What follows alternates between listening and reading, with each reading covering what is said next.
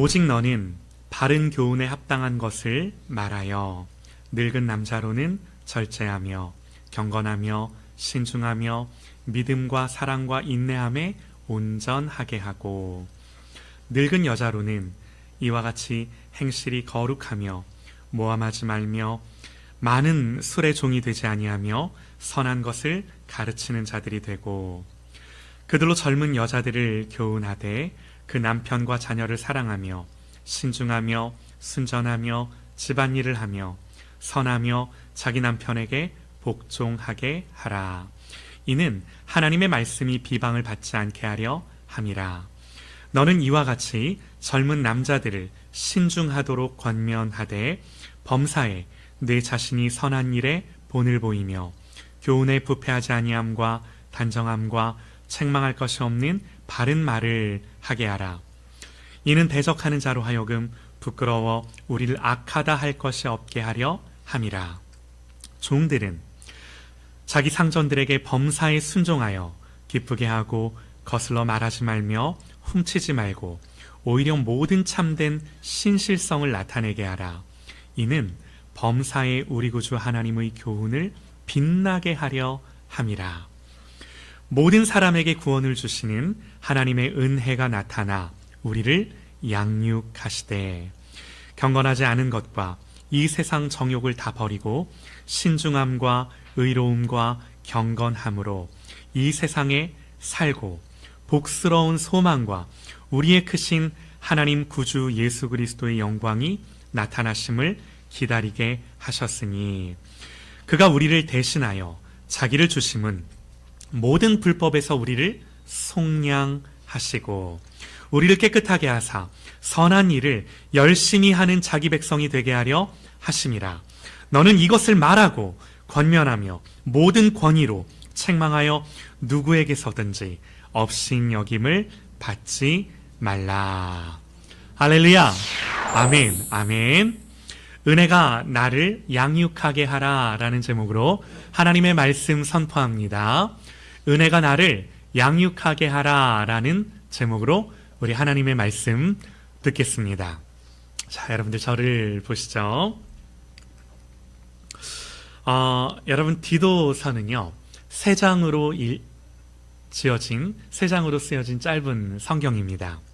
그리고 이 디도서는 이 디도서라는 이름 그대로 교회를 향해 쓴 편지라기보다는 디도에게 개인적으로 쓴 편지인 거죠. 물론 교회를 포함합니다. 여러분, 이렇게 한번 생각을 해보세요. 바울이 왜 이 디도서를, 이 편지를 디도에게 썼을까?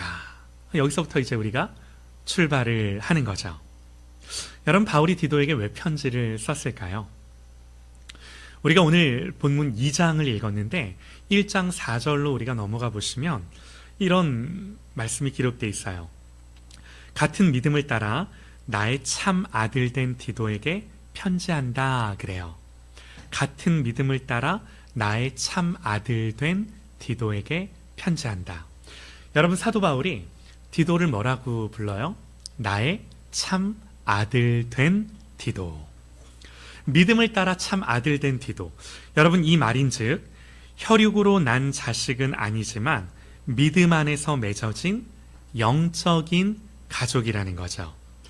여러분, 바울은요, 디도를 아들로, 디도는 바울을 아버지로, 이런 관계인 거예요.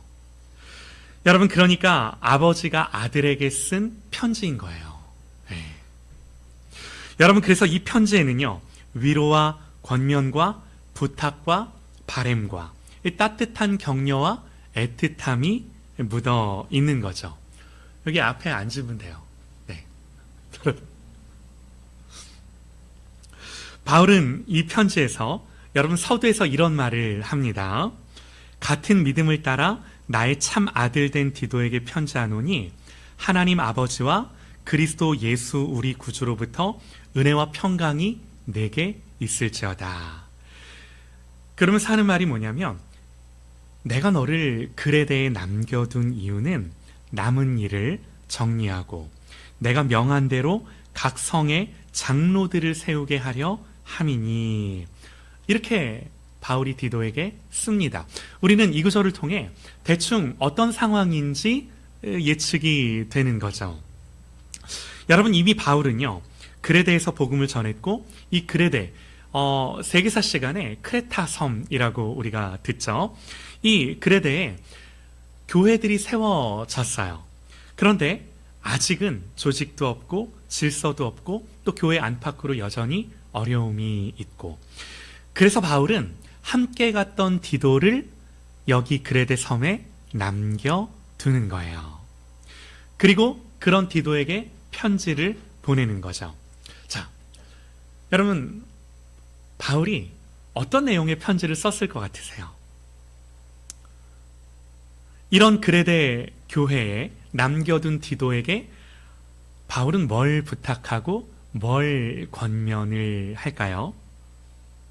비유를 하자면 이런 거죠. 어떤 집에 갓난아이를 포함해서 고만고만한 아이들이 한 5-6명 있다고 생각을 해보세요. 부모는 늘 바깥일로 정신이 없고 바쁘고, 여러분, 이런 가정이 얼마나 정신없는 집안이겠습니까? 여러분, 여기에 누가 필요할까요? 어른이 필요하죠. 어른이 필요해요. 어른이. 지금 이 그레데 교회가 딱 이런 상황인 거예요. 어른이 필요한 거예요. 바울이 이러는 겁니다. 아들아, 디도야, 정신없지? 나도 너를 키울 때 그랬단다. 그런데 어쩌겠니? 이게 내가 너를 그레데에 남겨둔 이유야. 아들아, 내가 너를 기른 것처럼 너도 이들을, 이제 막 복음 안에서 태어난 이 교회를 경건한 어른으로 양육하고 세워가. 바울은요, 이 디도서에서 이 그레데에 남겨둔 디도를 향해 정확히 이런 말을 하고 있는 거예요. 여러분, 제가 경건한 어른, 이런 표현을 했는데, 여기서 제가 말하는 경건한 어른은요, 목사나 장로 같은 직분이 아닙니다. 그렇다고 나이가 지긋한 분들을 말하는 것도 아니에요. 그의 경건한 영향력으로 그의 말과 행동에 힘이 실리는 사람.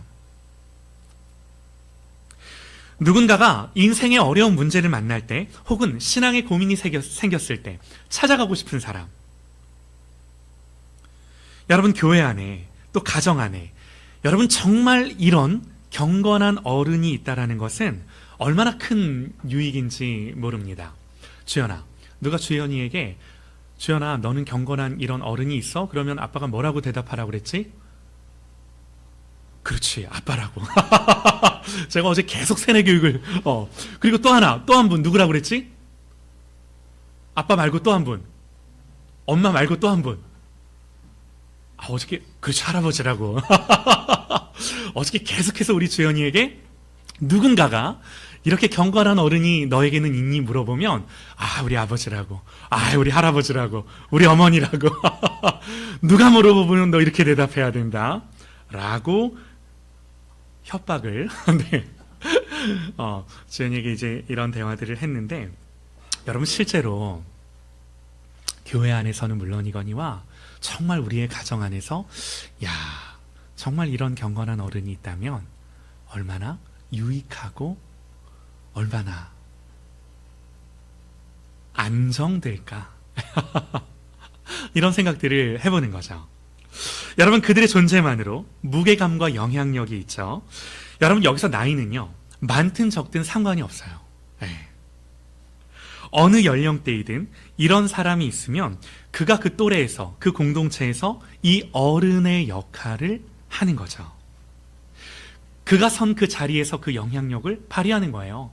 우리 주원이도 마찬가지고 주연이도 마찬가지고, 또래에서 또 홈스쿨 하면서 동생들과 여러 관계 안에서 어른이라고 하는 것은 나이와 상관없이 그 공동체 안에서, 그 무리들 안에서 이런 선한 영향력을 갖고 이 역할을 감당하는 거라고요. 여러분, 그래서 바울은 오늘 말씀에서 디도에게 이렇게 말을 합니다. 오늘 본문 1절에서요. 오직 너는 바른 교훈에 합당한 것을 말하여. 여러분, 이게 무슨 말이죠? 진리를 잘 가르치라는 거예요. 하나님의 말씀을 잘 전달해 주라는 거예요. 그래서 어떻게 하라고요? 그래서 이렇게 하라고 말을 합니다. 잘 한번 들어보세요. 나이 많은 남자는 절제하고 존경할 만하며 자제할 줄 알고 건전한 믿음과 사랑과 인내로 생활을 하게 하고, 제가 지금 현대인의 성경으로 읽어드린 겁니다. 또 나이 많은 여자들도 이와 같이 거룩한 생활을 하게 하고 남을 헐뜯거나 술을 좋아하지 말고 선한 것을 가르치도록 하라. 또 젊은 여자들에게는 남편과 자녀를 사랑하게 하고 절제하며 순결하며 부지런히 집안일을 하게 하며 친절하게 하고 자기 남편에게 복종하게 하고, 또 젊은 남자들에게는 신중하게 또 선한 일을 함으로 모든 일에 모범을 보이도록 가르치고, 또 그들이 가르칠 때에는 순수함과 진지함과 책망할 것이 없는 바른 말로 가르치게 하라고, 이렇게 디도에게 부탁을 하는 거예요. 이 말이에요. 자, 여러분, 너무나 중요한 말이죠. 어려운 말, 모르는 말 하나도 없죠. 그런데 여러분, 저를 보십시오. 여러분, 성경이 진짜로 하고 싶은 말이 이 말일까요? 이런 질문을 드리고 싶은 거예요. 자, 성경이 오늘 본문에서 정말로 제가 방금 세번역 현대인의 성경으로 읽어드린 나이 많은 남자들, 또 나이 많은 여자들, 젊은 여자들, 젊은 남자들에게 이렇게 교훈하고 가르치라라는 사도 바울의 디도를 향한 권면은 너무나 중요한 말씀인 거 맞아요. 그런데 성경이 정말로 이 말을 가장 핵심으로, 가장 중심으로, 가장 중요하게 강조해서 하고 싶은 말이 이거일까요? 이런 질문. 여러분, 제가요 그냥 이렇게 말하면 윤리도덕이에요. 여러분, 우리는요 성경에서 정말 중요한 걸 봐야 해요. 특별히 오늘 본문을 우리가 유심히 보면 오늘 성경에서 반복되는 표현이 나와요. 아주 중요해요.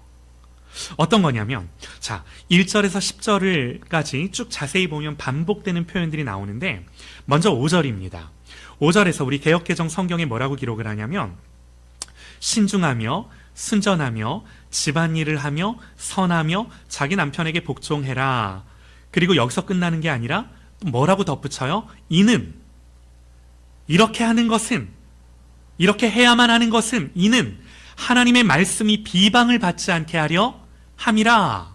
또 8절에서도 선한 일에 본을 보이며 교훈에 부패하지 아니함과 단정함과 책망할 것이 없는 바른 말을 하게 하라. 그리고 끝에 가서 뭐라고 말해요? 이는 대적하는 자로 하여금 부끄러워 우리를 악하다 할 것이 없게 하려 함이라.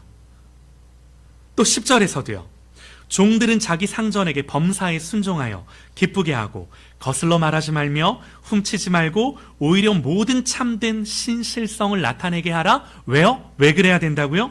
이는 범사에 우리 구주 하나님의 교훈을 빛나게 하려 함이라. 여러분, 그러니까 성경이 끝에 가서 계속해서 힘주어 강조하는 말이 뭐냐면, 이는 범사의 모든 일에 우리 구주 하나님이 영광을 받게 하려 함이라. 이는 하나님이 빛나게 하려 함이라. 이는 우리가 예수 믿는 사람으로서 악하다라는 말을 듣지 않게 하려 함이라. 이게 성경이 반복하는 문구들이에요. 무슨 말인가요? 가정에서의 말투,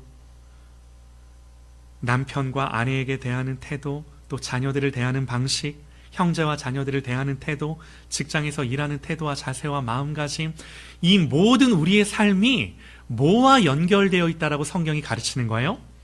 하나님과 연결되어 있다라는 거예요. 이게 너무 중요해요. 여러분, 세상의 윤리와 도덕과 다른 게 이거예요. 네.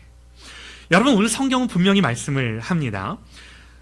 늙은 남자들의 절제, 나이 많은 분들의 절제, 나이 많은 여자들의 거룩한 행실, 또 젊은 여자들의 가정에서의 모습과 사랑, 또 젊은 남자들의 신중함, 또 종들의 신실한 태도들. 여러분, 이 모든 것들이 그저 윤리와 도덕이 아니라 이 모든 것들이 하나님과 결부되어 하나님 안에서 또 하나님을 위하여 라고 성경이 우리를 가르치는 거죠. 여러분, 한마디로요, 이런 거죠. 하나님, 제 삶에서 저 때문에 하나님 욕먹지 않게 해주세요. 하나님, 우리의 삶의 작은 부분, 말 한마디, 행동 하나가 하나님이 영광을 받으시고 하나님이 드러나고 하나님이 자랑되는, 하나님, 그런 모든 나의 삶의 국면들이, 면면들이 될 수 있도록 하나님 은혜 주세요. 여러분, 이게 핵심이에요. 이게 핵심이에요. 여러분 보세요. 우리의 궁극적인 인생의 지향과 목표가 뭔가? 다시 말해, 여러분, 우리가 예수 믿고 구원받은 이유가 뭔가? 다른 거 아니에요. 정말로 철저하게 예수님을 배우며 그 주님을 본받고 주님을 따라가는 삶. 네. 정말로 우리의 말 한마디, 생각 하나, 행동 하나들이 정말로 예수님을 닮아가는, 이걸 통해 하나님을 영화롭게 하는, 우리가 모르지 않죠. 여러분, 여기서 모든 우리의 포커싱이 맞춰져 있는 우리의 신앙생활의 이유, 목적, 결국 이 골을 향해 우리가 달려가는 거예요. 자, 그래서 중요한 게 뭔가? 여러분, 그래서 중요한 게 뭔가? 여러분, 그래서 하나님이 우리의 인생을 두고 우리의 인생에 찾아오시고 우리를 간섭하시고 우리를 다루시고 우리를 빚어가시고 우리를 만드시는데, 중요한 게 뭐예요? 오늘 제가 말씀드린, 오늘 이 성경이 기록하는 이 지향, 이 관점, 이 목적, 이 방향을 향하여 하나님이 우리를 빚어가신다고요. 여러분, 이게 너무나 중요한 우리의 출발점. 자, 그래서 하나님이 우리에게 어떻게 일을 하시는가? 오늘 말씀을 보니까요, 우리가 11절 말씀을 다 같이 한번 읽었으면 좋겠습니다. 성경책 가지고 와야 돼. 11절 말씀 다 같이 한번 읽어. 12절 초반까지 우리 다 같이 한번 읽어보시죠. 모든 사람에게, 시작. 모든 사람에게 구원을 주시는 하나님의 은혜가 나타나 우리를 양육하시되, 거기까지.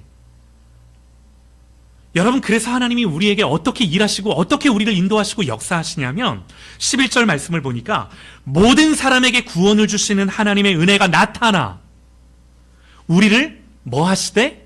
양육하시되.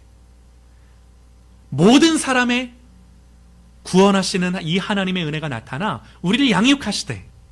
여러분, 여기서 제일 중요한 동사가 뭐예요? 하나님의 은혜가 나타나 양육하시되. 나타나시고 양육하시고.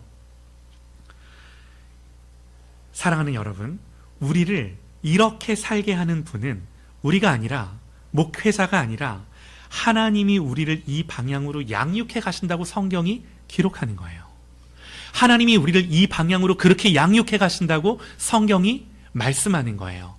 여러분, 그래서 중요한 게 뭔가? 우리가 이런 하나님의 목적, 우리를 향한 이런 하나님의 계획에 순방향으로, 역방향이 아니라 순방향으로 순종할 때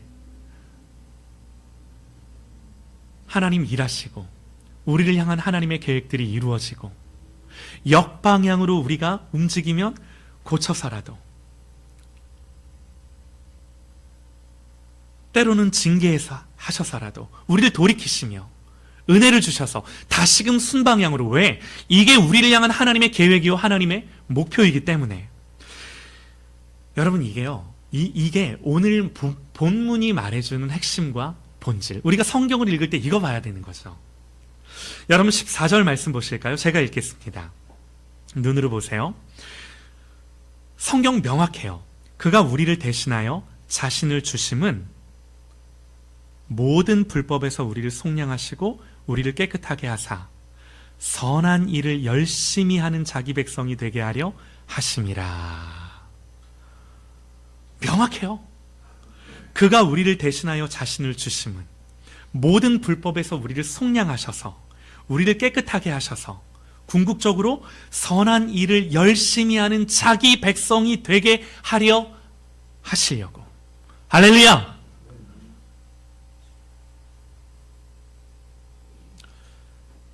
여러분, 한번 생각을 해보시죠. 우리가 나이 들수록 어떻게 되기가 쉬운가?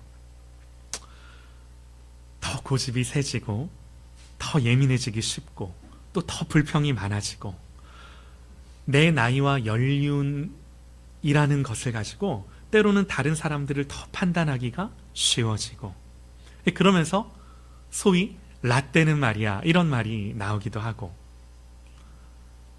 여러분, 그런데 하나님의 은혜는 우리를 어떻게 바꿔가고 어떻게 성숙시켜가는가? 말 한마디가 무게감 있는 어른. 여러분, 이게요 무슨 성공했다고 나오는 게 아니에요. 사회적 지위에서 나오는 것도 아니에요. 그야말로 말 한마디가 무게감 있는 어른. 급하게 말하지 않고 믿음과 사랑과 인내가 묻어나는 어른. 여러분, 그래서 그 존재만으로도 질서가 세워지고 중심이 되게 하는 어른. 여러분, 하나님의 은혜가 내가 너희를 예수 안에서 복음 안에서 진리 안에서 이렇게 만들어 갈 거야 말씀하시는 거예요. 여러분, 우리의 가정 안에, 우리의 교회 안에 이런 어른이 계시다면 정말 은혜죠. 저에게 주시는 말씀이에요. 저를 향하여 오늘 이 말씀을 묵상하고 설교를 준비하며, 야, 내가 정말 이런 사람인가? 아니, 이런 사람이 되도록 그 하나님의 은혜 앞에 나를 세워가고 있는가?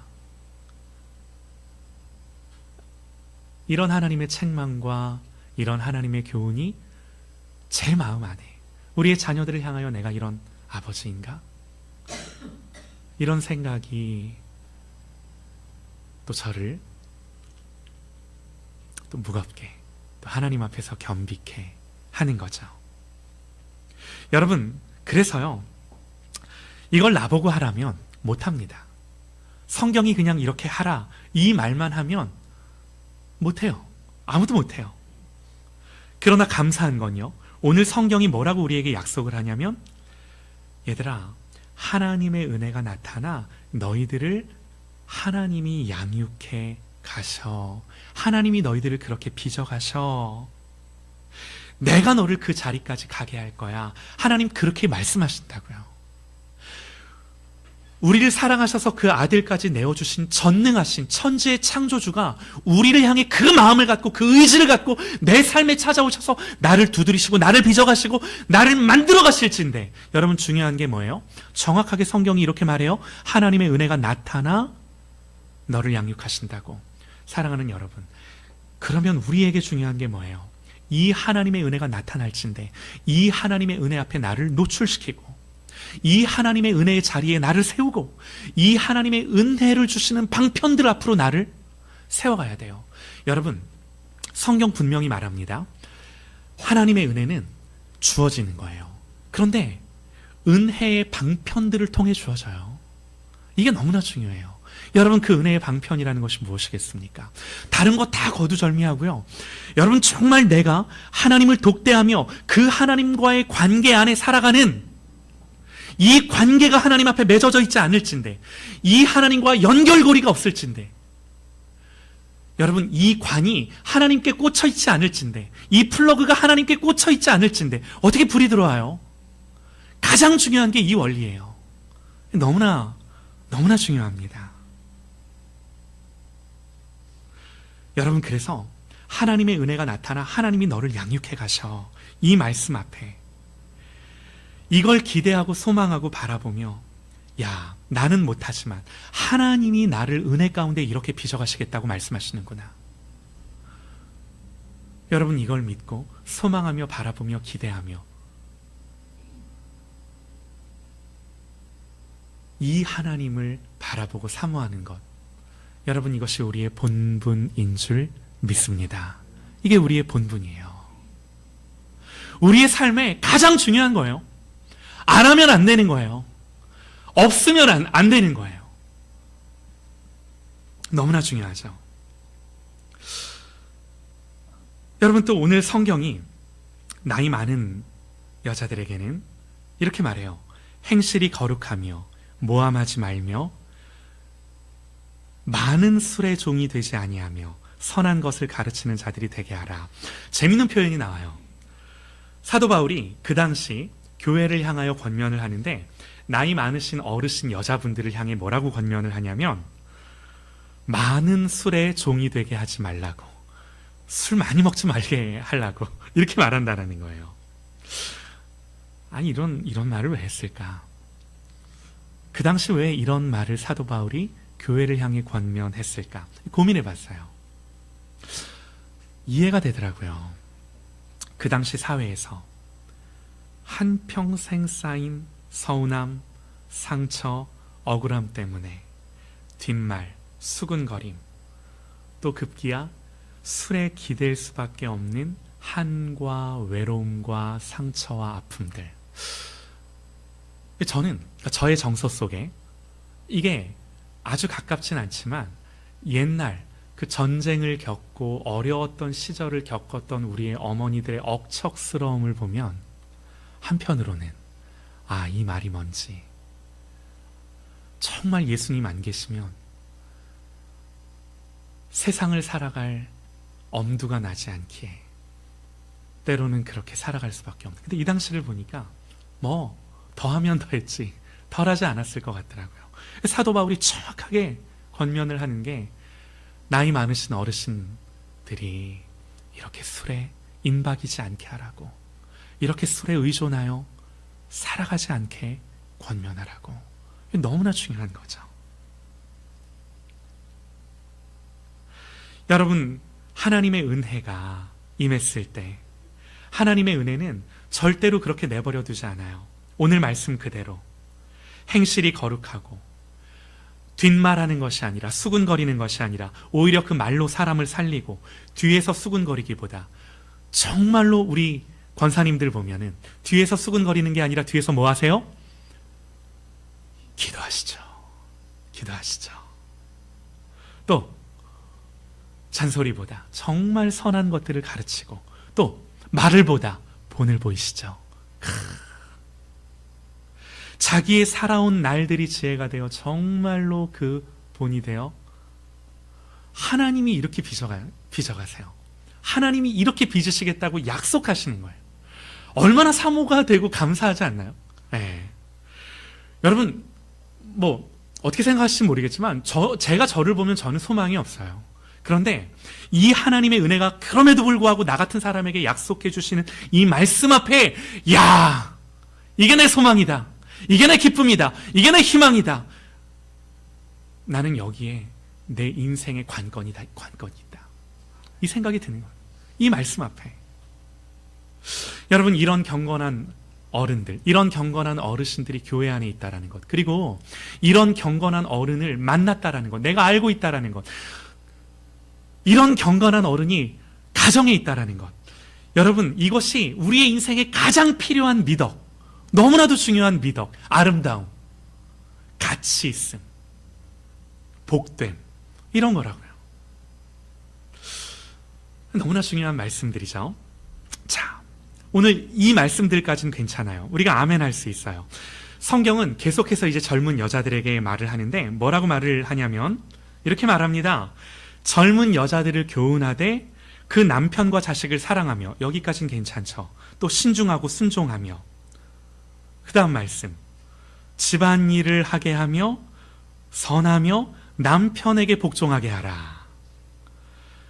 여러분, 이게 성경 말씀이니까 아멘 하지, 여러분 혹시 이런 이야기를, 아침마당에 누가 나가서 이런 이야기를 한다, 여러분 방송국에 막 항의 오고 난리 나지 않을까요? 네. 아내들에게, 여인들에게 뭐라고 말을 하냐면 이렇게 말해요. 남편과 자녀를 사랑하고 집안일을 열심히 하고 남편에게 복종하라. 할렐루야. 아멘이 안 나와. 아멘이 안 나와. 아멘. 여러분, 이게 쉬운 일이 아니에요. 아니, 목사님, 도대체 세상이 어떤 때인데 집안일을 부지런히 하고 남편에게 복종하라고요?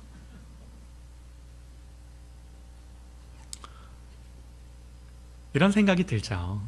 네, 저도 이런 생각이 듭니다. 네. 어저께 이제 저희 가정 안에서 모임 가운데 이제 이 말씀을 리뷰해요. 토요일 날 리뷰하고 주일 날 이제 이 말씀을 다시 듣고 리뷰하는데, 제가 성경을 이제 돌아가면서 한 절 한 절 교독하며 이제 우리가 디도서 말씀을 읽는데, 어찌나 감사한지 저희 아내가 읽을 차례에 이 말씀을 딱 본인이 읽는 거예요.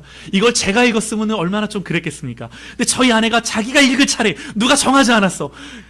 순서대로 랜덤으로 돌아가면서 읽는데 이 말씀을 저희 아내가 딱 읽고 아멘은 안 하더라고요.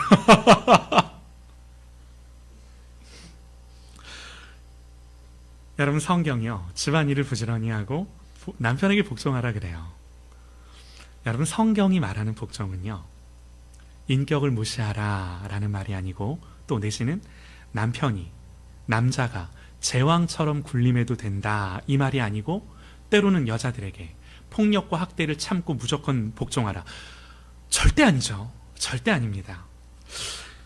여러분, 성경은요 반드시 그런데 하나만 말하지 않고 언제나 짝을 이루어 말해요. 균형을 이루어요. 이게 무슨 말이냐면, 여러분, 성경이 부부관계, 남녀관계에 말할 때 반드시 두 가지 국면을 말하는데, 에베소서에서, 특별히 에베소서에서 아내들에게는, 맞아요, 오늘 말씀 똑같아요, 남편에게 복종하라 말씀하면서 남편에게는 이렇게 말합니다.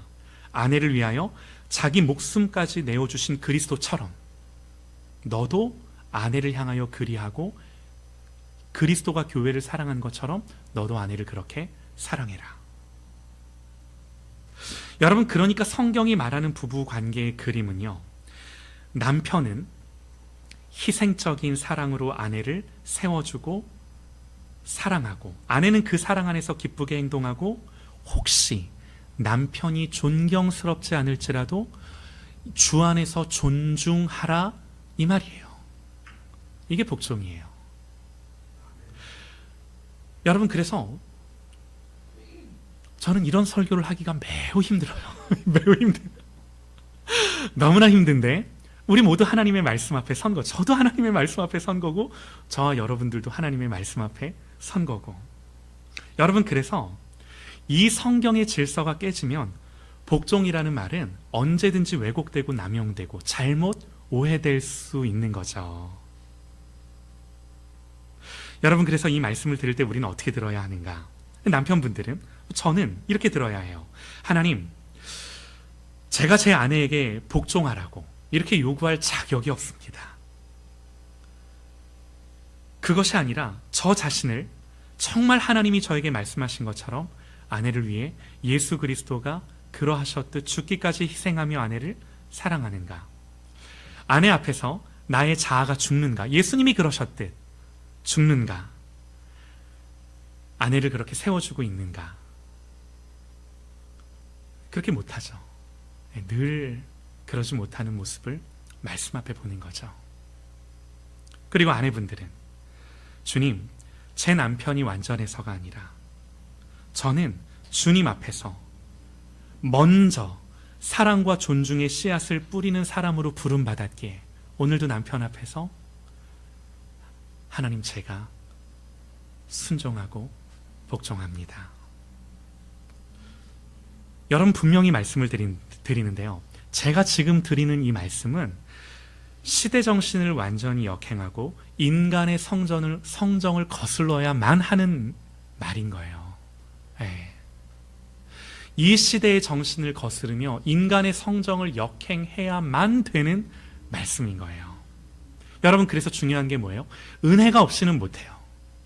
그러니까 오늘 성경이 말하는 게 윤리와 도덕으로 네가 이렇게 해라고 율법으로 말하는 말씀이 아닌 거예요. 은혜 없이는 누가 이렇게 할 수 있습니까? 누가 이 하나님의 말씀을 지킬 수 있냐라는 걸. 못해요. 그러나 여러분, 은혜가 부어지면 하나님의 은혜는 어떤 역할을 해요? 어떤 작용을 해요? 우리를 강권하세요. 우리를 감화하세요. 지혜를 주세요. 마음의 동기를 주세요. 너무나 놀라운 건 거듭난 의지, 변화된 의지를 일으켜주세요. 소망을 주시고 이 복됨과 아름다움과 가치를 알게 하셔서 순종할 수 있는, 따라갈 수 있는 마음들을 부어주세요. 여러분, 이게 하나님의 은혜예요. 그냥 노력해라가 아니라 하나님 앞에 이 은혜의 방편들을 통해 나에게 부어지는 은혜를 통해 하나님이 이 삶으로 우리를 부르셨다고요. 중요한 게 뭐예요? 그랬음에도 불구하고 이 은혜 밖에서 살아가는 것이 아니라 그랬기 때문에 이 은혜 안에서 살아가는 삶. 여러분, 이것이 우리의 본분이라고요. 이 은혜 밖에는 이 원리와 질서가 없어요.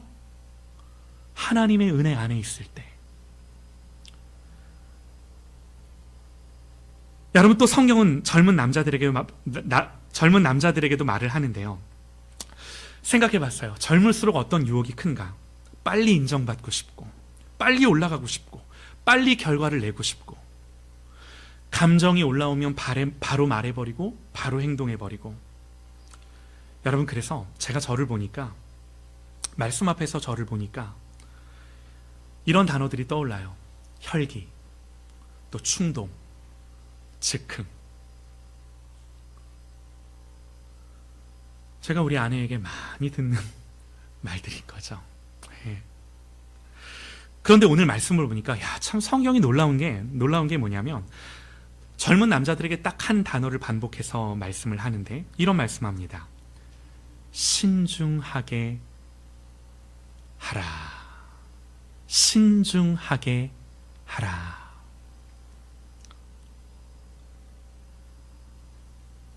얼마나 정확한지 모릅니다.